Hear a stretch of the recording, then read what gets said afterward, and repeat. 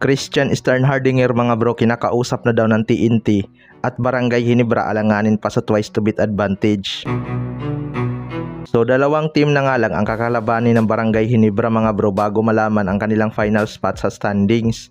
Pero hindi nga basta-basta ang kanilang dalawang team na makakalaban dahil nagpalakas nga ng roster ang mga ito. Yung Rain or Shine, kinuha nga nila ang big man na si Chris Porter. Tapos yung TNT naman mga bro ay may Jordan Hiddink din na kinuha. Pero hindi pa nga sure na maglalaro itong si Jordan Hiddink kontra Barangay Ginebra dahil nagpapagaling pa to sa kanyang back injury.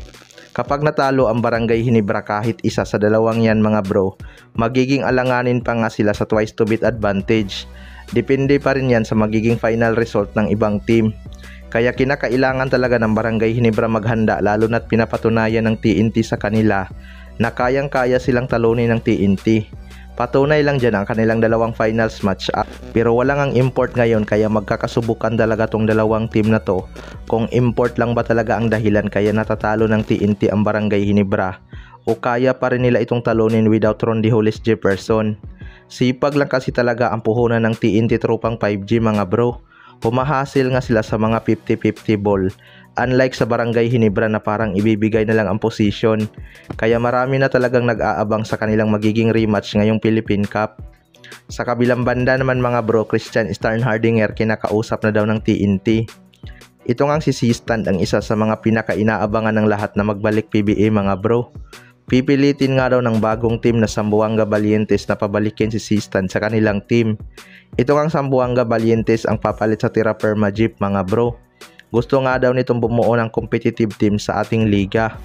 Baka nakatunog ang ibang team kaya mas nauna na silang nagpalakas at nagkasa ng Maraming ang fans ng Barangay Ginebra ang may gustong ibalik sa kanila si C-Stand habang hindi pa nakuha ng ibang team. Pero ayon nga sa source mga bro ay sinusubukan daw ng TNT tropang 5G kausapin itong si C-Stand na pumirma sa kanila.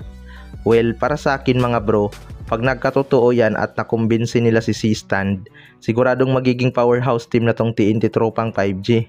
Imagine mga bro, magkakasama sa TNT ang mga dating Gilas player. Tapos ganda pa ng kanilang chemistry ngayon. Gamit na gamit talaga ang kanilang magiging twin tower na si Poy Aram at C-Stand kung sakali man. Dahil halos puro shooter nga beyond the arc ang mga player ng TNT tropang 5G. Kapag nangyari talaga yan mga bro na makuha ng TNT si C-Stand, siguradong mahihirapan ng makabawi ang Barangay Ginebra sa kanila. Alam naman natin kung gaano kasipag itong si C-Stand at di rin siguro ito tatamaring maglaro dahil championship contender nga tong TNT tropang 5G. Kaya abangan na lang natin kung magkatotoo yan. Kayo mga bro, ano masasabi nyo tungkol dito?